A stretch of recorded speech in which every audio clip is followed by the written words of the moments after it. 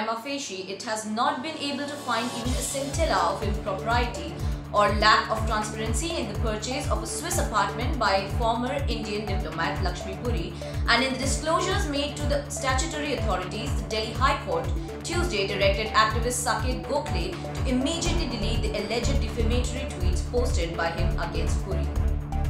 The court also restrained Gokhale from posting defamatory or scandalous or factually incorrect tweets against her or her husband, Union Minister Hardeep Singh Puri.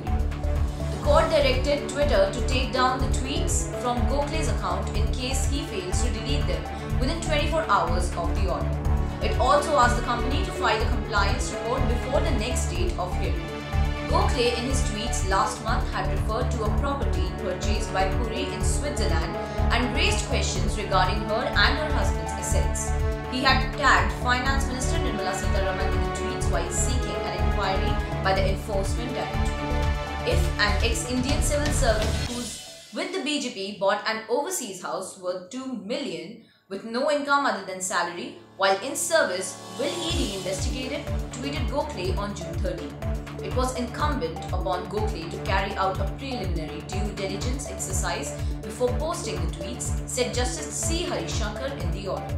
The court passed the order in the suit filed by Puri seeking deletion of the tweets related to the purchase of the property and for a decree of ₹5 lakh crore damages. Gokhale last week refused to take down the tweets when asked by the court.